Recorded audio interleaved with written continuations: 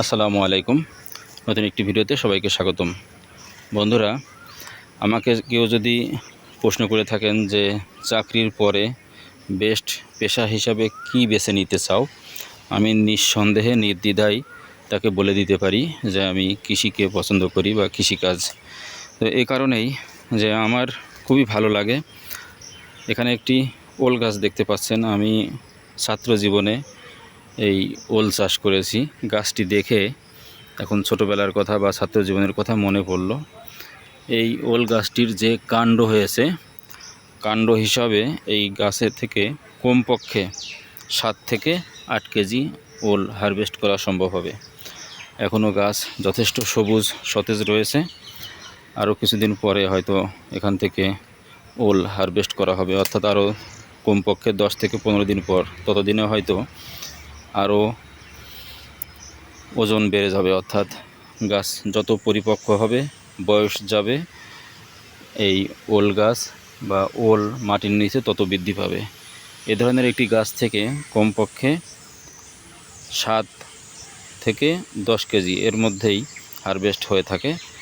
আর এই ওল গাছ দক্ষিণাঞ্চলে বিশেষ করে উঁচু জমিতে চাষাবাদ করে লাভজনক হওয়া যায়।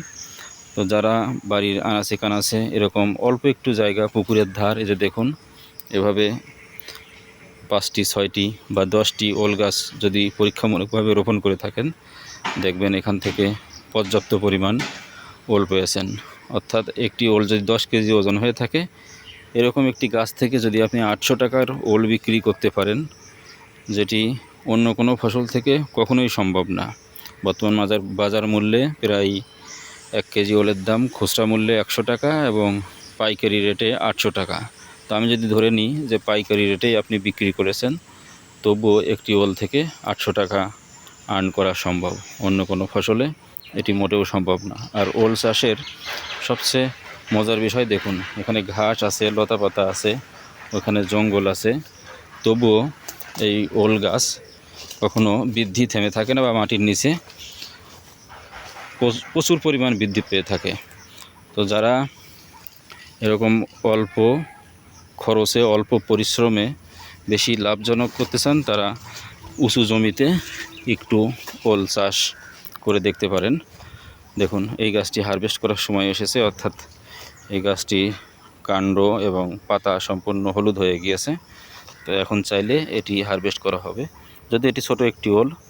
অর্থাৎ আরেকটা জিনিস, ওল রোপণের সময় অবশ্যই ওলের যে মূল বীজ, সেটি অবশ্যই বড় হতে হবে, তাহলেই এখান থেকে বেশি পরিমাণ ওল হারভেস্ট করা সম্ভব। যাক, ওল চাষের আদ্যপ্রান্ত নিয়ে অনেক কথা বললাম। দেখা হবে পরবর্তী কোনো ভিডিওতে। আর যারা আমার সাথে শুরু থেকেই আছেন, এখনও সাবস্ক্রাইব করেননি, অবশ্যই আমার চ্যানেলটি সাবস্ক্রাইব করে পাশে থাকা বেল আইকনটি প্রেস করে দিবেন।